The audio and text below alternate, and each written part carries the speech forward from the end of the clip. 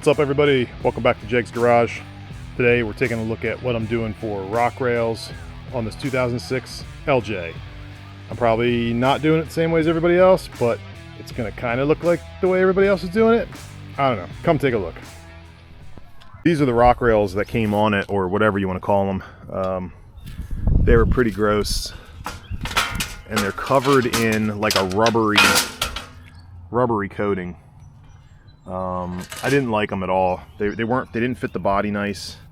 They were starting to rust, as you can see, like everything. So my plan, if we come over here to the garage,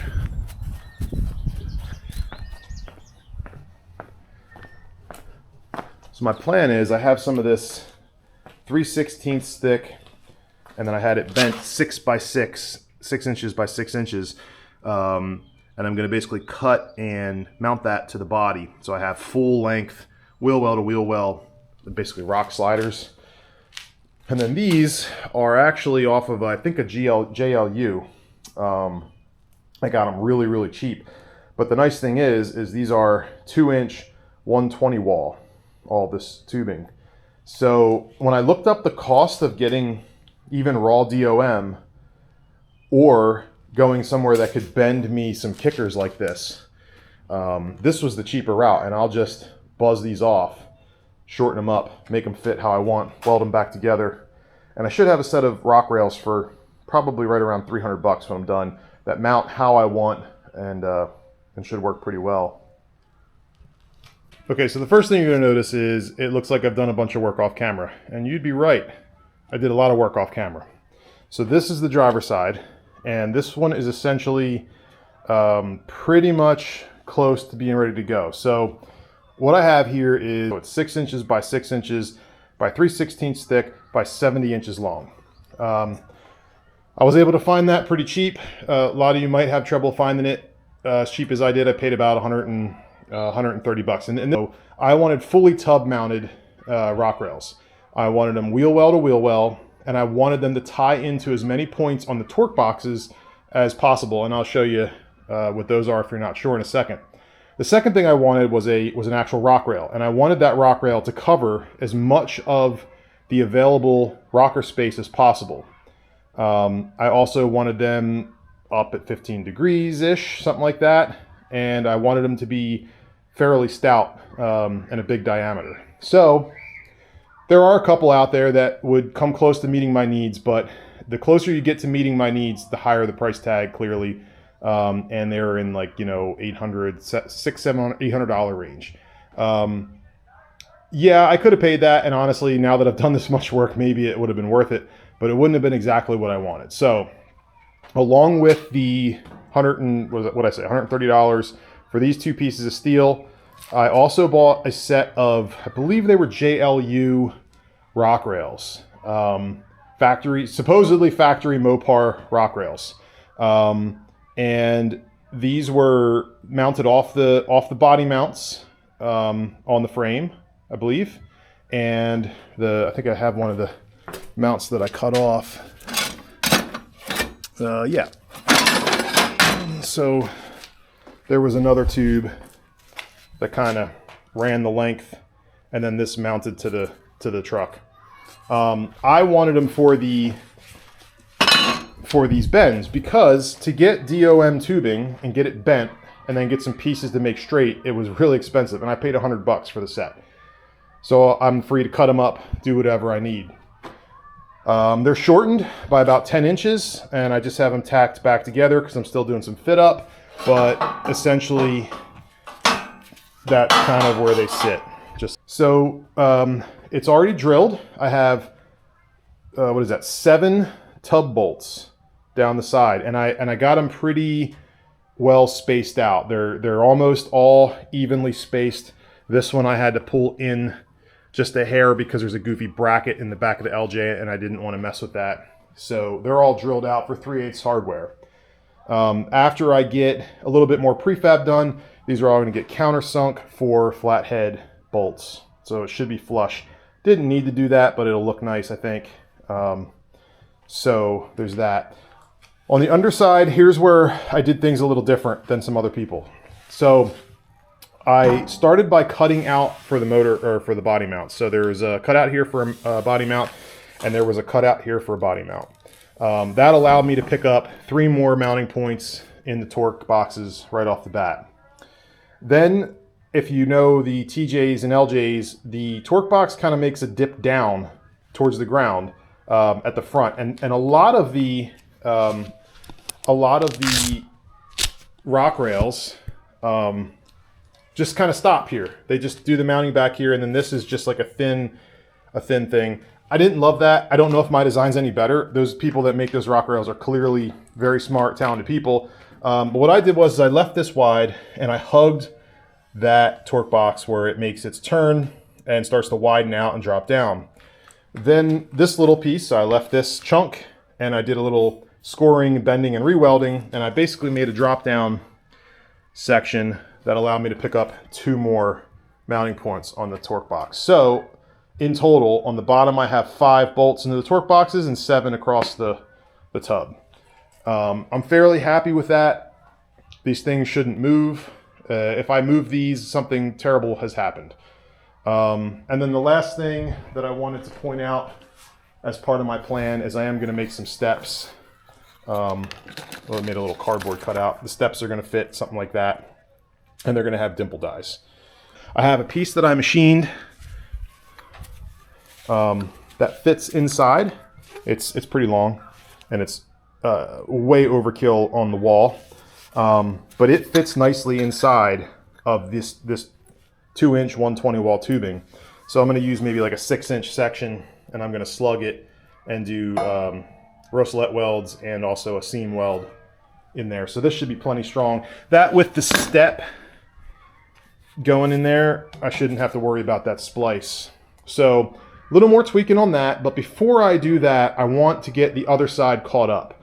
So what I'm going to be doing today is, this is what this outer tube looks like before it gets trimmed up. Just rough cut with the plasma to get it off of there. I'm going to go ahead and shorten this to my final length. So I'm going to section it, tack it back together, and start shaping these to get my desired angle on this bar.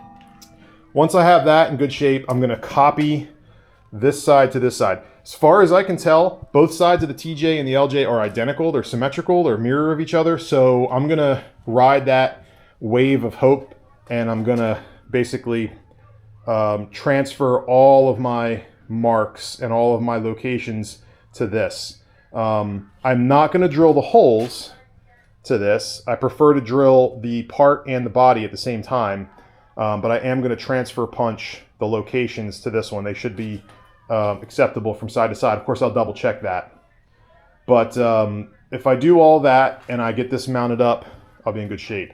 Plan is to get these two pretty much where they are now, except for the final touches. And then I'm going to heavily tack the rock rails to the, if not fully weld them to these bars in place. The reason I'm doing that is I don't want the heat from welding these on to cause me an issue with this thing moving around and then not being able to bolt it. Because like I said, I match drilled all of this, and it won't take much to make it hard to get the bolts through. Now, if I have to take a drill bit and just kind of ream it out a little bit, I'll do that. I just didn't want to have anything really wonky happen where I'm pulling this thing back with the body bolts. So I'm going to do my best to keep this cool, but still strong, and that's that. So that's what I'm going to be doing. I'm going to try to set you up on a tripod. You're just going to get some sparks and some cursing maybe. Jeep side, I'll give you an update here. So where you see the blue tape, that's where I've been putting the rock rails up and down. It's kind of scratching the paint a little because it's just rough steel. But these are my holes that I drilled straight through the tub. These, let's see, these 1, 2, 3 are all accessible from the inside of the tub. This hole is accessible from underneath here. This hole is accessible from right between here. This hole and this hole both drill into a cavity. And because this Jeep isn't perfect, and I didn't want to use nutserts, and the reason I didn't want to use nutserts is because you have a standoff with the head, and I can't crank down on a nutsert like I can a nut and bolt. So I wanted to keep the nutserts off. So I went ahead and used a large step bit, and on one of my passes with the drill, I went straight through and used the bit from the other side to open it up so I can get a 9/16 socket through. General location is just in front of, I have tape over it, it's right here. So it's on a nice flat spot. And then also right down there. Also in a nice kind of flat spot. I can put a rubber plug in when I'm done, seal it up. So that's that.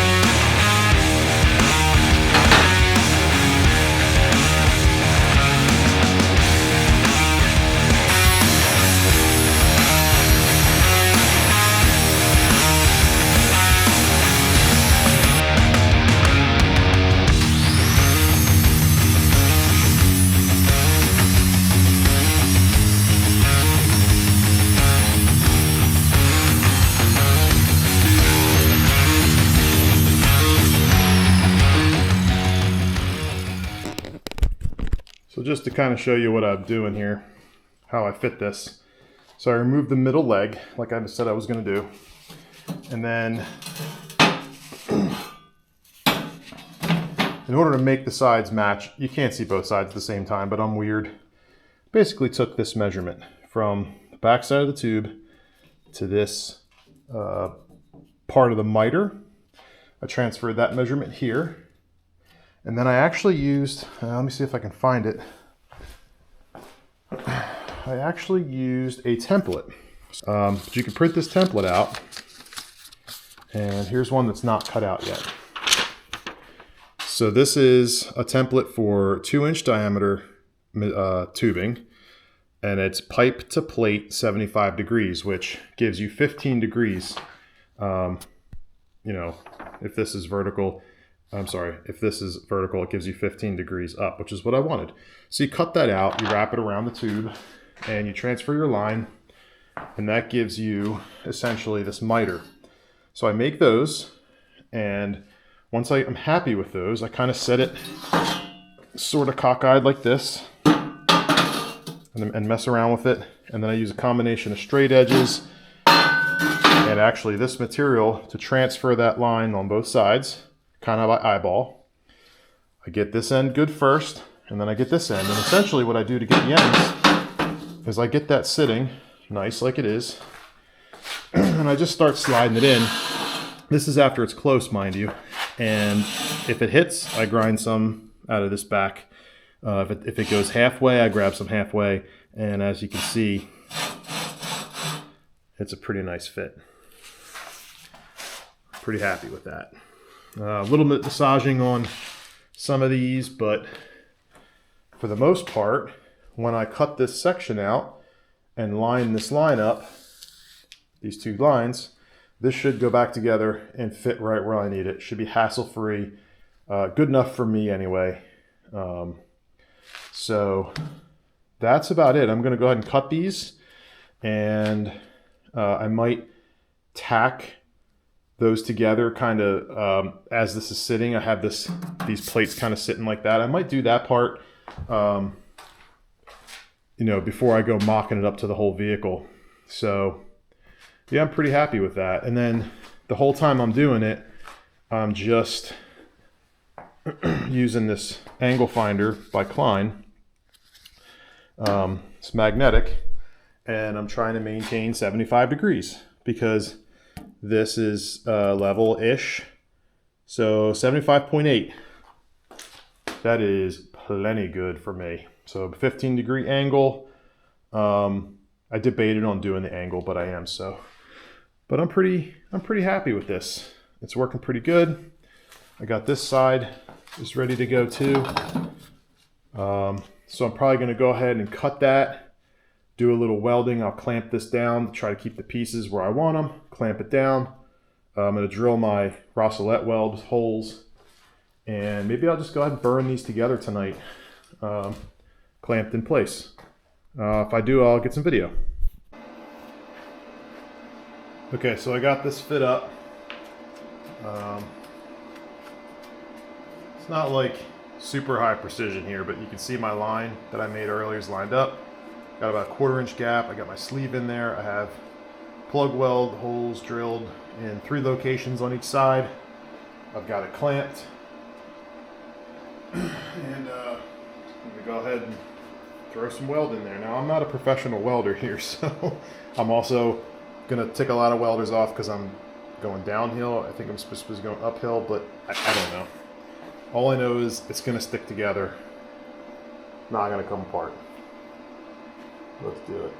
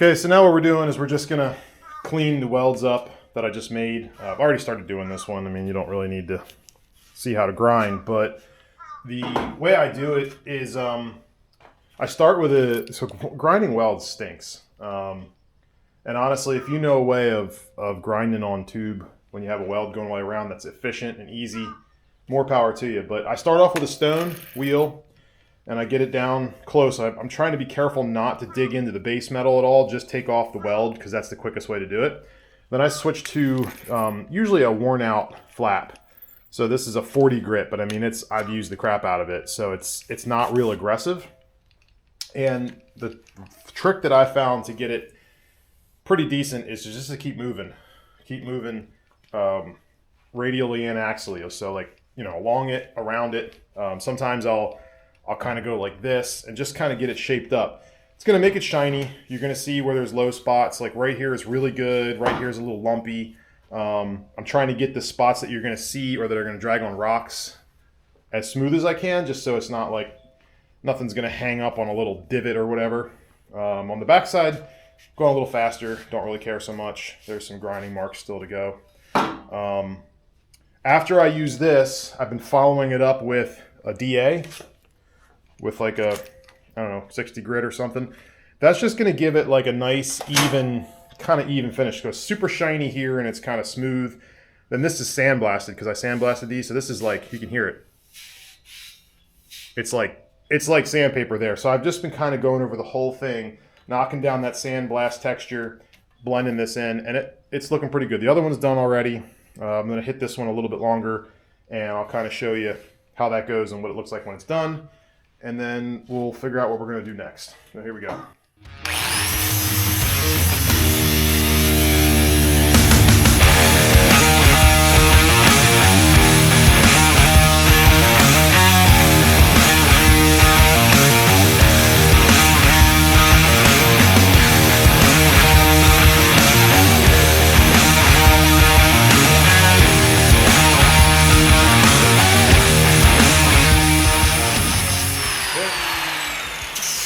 The other thing I'm doing is you can see I'm rotating this. That kind of gives you like another axis to work with. So I can go like this and move this independently. I don't have to get all contorted with it.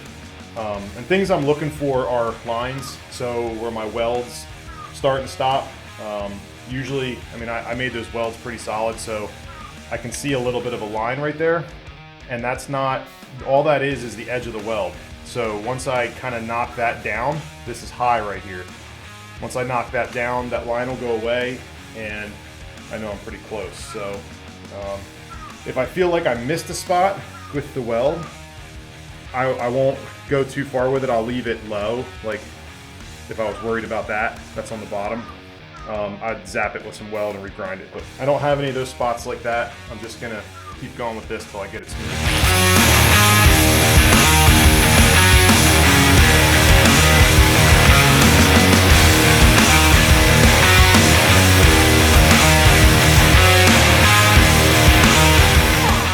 You can also kind of get an idea of how you did on your weld cleanup too. Like I'm super shiny here, dull, super shiny, dull. So I can tell that I got a little bit of a low spot there. This isn't going to take a lot of metal off, but it will smooth it out and blend it out. And then over here where I hit where the sandblast was, now it's same. It's nice and smooth all the way across, because that stuff is, like I said, it's like friction tape. It's very, very gritty. And just trying to push it across here. So when you get to that, so I'm trying to knock all that down and make them nice and smooth. It'll match the plates too. But that's pretty much it. You can see what it's going to look like. Primer and paint's going to make that look worse, but my goal is to get it smoothed out and feathered out enough to where it really doesn't matter. And then we'll just drag it up a couple of rocks a few times. You'll never know. So I'm going to finish this up. The next thing I'm going to do is start marking out the passenger side plate to match the driver's side. I did a couple things to the Jeep to prepare, because I'm getting close to wanting to mount the other side as well. And I'm going to do a little bit of plasma cutting. The other thing I need to do is I need to get the flares off of the passenger side of the Jeep, which is a complete nightmare. These flares are just, all the bolts were seized, none of the nutserts were put in properly, so every single one of them fought me. I probably won't take any video of that, but I'll let you know when I get to that point. So sanding, marking, I'll cut you back on when I'm doing some cutting, and we'll see how it goes. Okay, so I was going to do some plasma cutting, and I still might, but right now I have these clamped up, the finished one to the bare of steel, and since I have them clamped up, I'm just going to go ahead and cut the features out using the already done one as a guide. I thought that'd be faster. This has got like a straight line and then a curve. Over there it's just straight across. But then I have to figure out how to transfer all of this stuff to this side. I'm probably going to flip them over and just basically transfer everything. It's not real complicated, so probably that's what I'll do. Because that raised end, I don't know if you can see that end down there. Beep. That end is raised off, so I can't just lay them flat. But anyway. Throw some sparks for a little bit.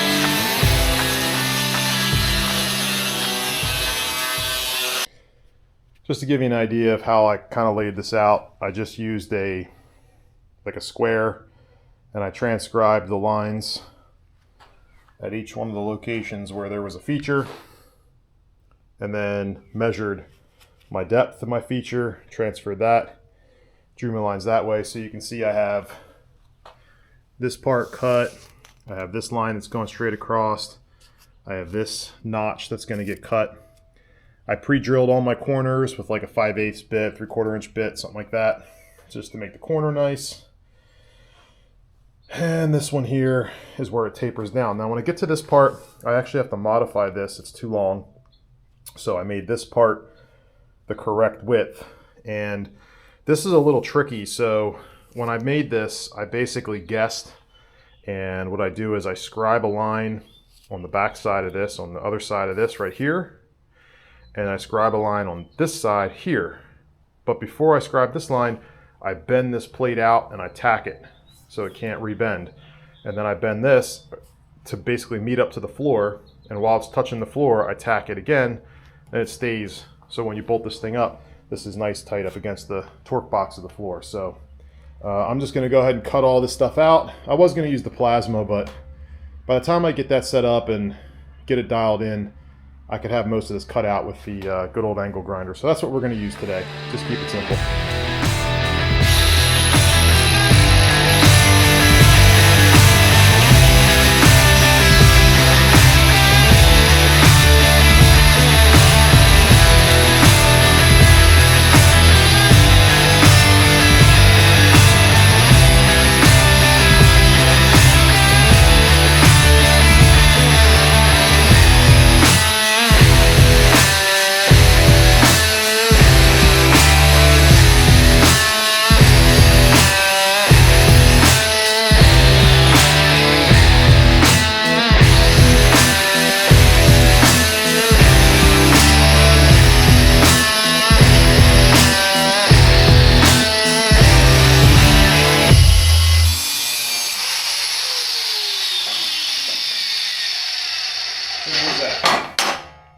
Clean that up with the flap wheel when I'm done, make it look pretty.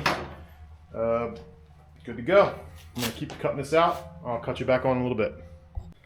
Okay, so now I have both sides cut out. You can see they pretty much look symmetrical for the most part.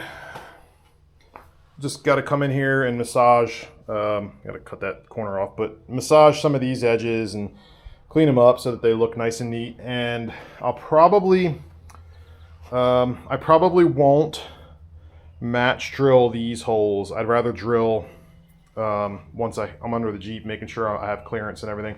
This was actually a whoopsie. I drilled right into a open spot on the tub, so I'm gonna weld that one up and just use stagger bolts. And yeah, so I'm gonna clean it up. I'll probably make my first cut here real quick and get it bent so that it matches the angle of this. And then I'll do the final, like I said, the final bending on the car. But it's looking pretty good. I'll do that. And then I'm probably gonna offer it up to the Jeep and check fitment. Then what I'm gonna do is come through and blow those holes. I'll transfer those holes over. Maybe I'll do that first. I'll transfer the holes over. I'm just gonna do pilot holes. And then when I stick it on the Jeep, I'm just gonna ram right through it with the 3/8 drill bit so I have all my hole locations. But I like drilling both through the Jeep so get a good fit. So that's where I'm at. I'll pick you guys up after I clean this up a little bit.